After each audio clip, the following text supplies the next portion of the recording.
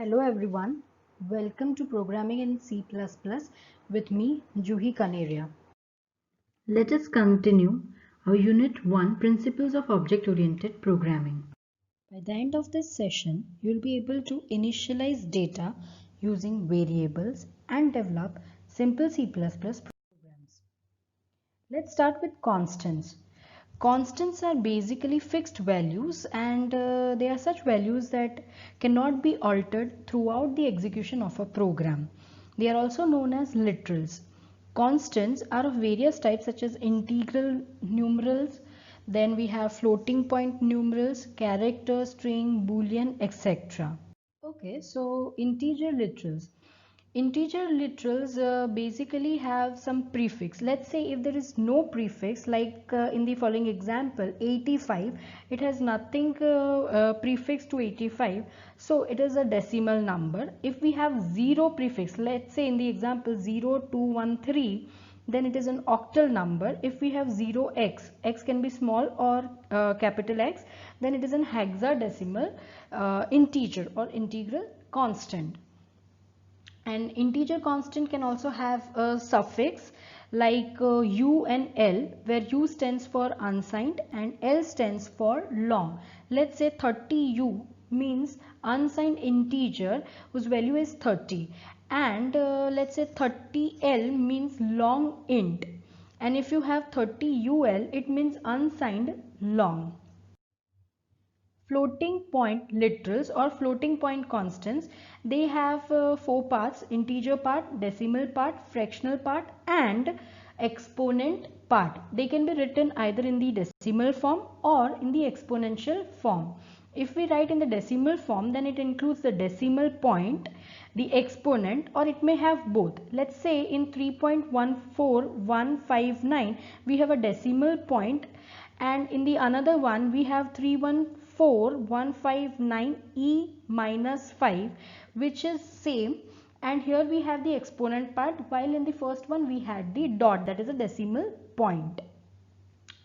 And the other way of writing it is in the form of exponent, and in exponential form you must include integer part, fractional part, or you must have both. Let's say in the example 510e, it is illegal since there is nothing which is raised to e, so exponent part over here is incomplete. But if we had something like 510e 6, then it is a complete number and it is represented in the form of exponential form. So floating point constants are also there.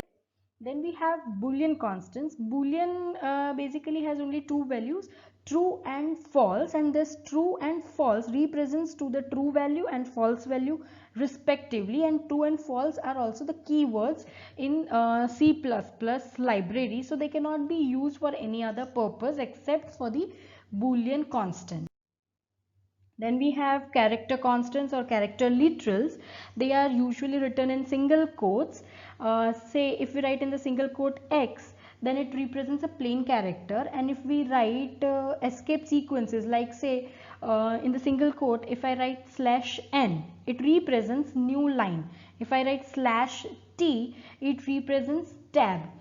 So in this way there are number of character constants or backslash characters, and they have special meanings. Here is some list of such escape sequence codes. Let's say double slash, if we use it within the single quote, then it indicates the backslash character is to be printed. If we write slash single quote, then single quote can be printed, and you can see various other symbols or escape sequence. Defining constants. We know that constants can be either integer or floating point or character constants or Boolean constants, and each of these constants can be represented or can be defined using two ways. One is by using hash defined preprocessor, and another is by using const keyword. So for preprocessor directive, the syntax is hash define, then we have the identifier or the name of the constant and the value which is to be assigned to that identifier. Example is over here, hash define pi 3.14. pi 3.14. So pi is the identifier and 3.14 is the value assigned to pi or pi, the identifier. Then we have const data type identifier equal to value. This thing is written within the main program, and if you declare const float pi equal to 3.14, that means that pi is created as a constant and its value will remain same and will not change throughout the execution of the program. To demonstrate this, I have written one program. You can see in the next slide. Using hash defined preprocessor. Here we have included the library files iostream and corneo.h. Then using the preprocessor directive hash define, we have defined three constants, namely length, width and new line. Here length is taken as 10, width is taken as 5 and new line is given the value end L. So when I use this in the program, you can see in the program we have integer area. Then I have cleared the screen so that I can get a good display. Then I have written area is equal to length into width. That means 10 cross 5, which will return me the value 50. Now if in the program I write length is equal to 9, then it won't be allowed. It will return me an error, since length is a constant and you cannot change the value of the constant. Here in cout you can see cout area equal to new line. Instead of using end L, I have directly written the constant name or identifier name new line whose value is equal to end L, and then I have displayed the value of area variable. Now same thing I have also represented it using the const keyword. Here you can see within the main function I have declared three constants. One is the integer constant length, then another is the integer constant width, and third one is a character constant new line, which is taken or which has the value /n. You know that /n is the character constant, right? Now area is equal to length into width, the same thing I have done in the previous program. Then area is equal to, I have written new line which represents /n, and then the value of area variable is printed. So you can see in the output area, in the output you can see area is equal to 50 over here, right?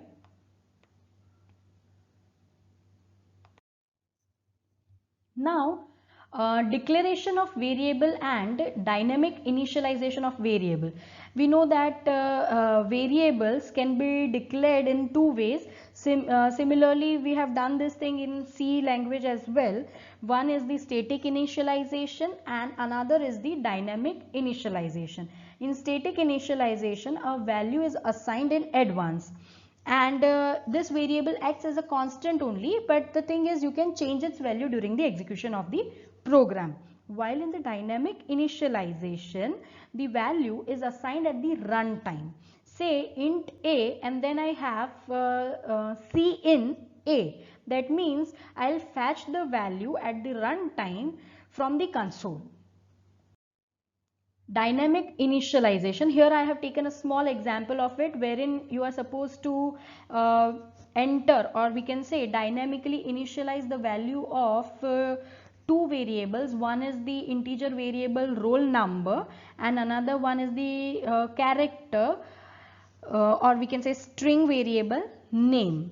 So what I have done is I have simply taken C in roll number, which will fetch the roll number, and it will whatever value will be entered by the user, it will be saved at the memory location assigned to roll number. And similarly I have done C in name, and then in the next line I have displayed the roll number and the name. You can see the output. I have given the roll number, I have entered 1 2 3, and then the name has been entered as Arya, and the simply same thing has been printed.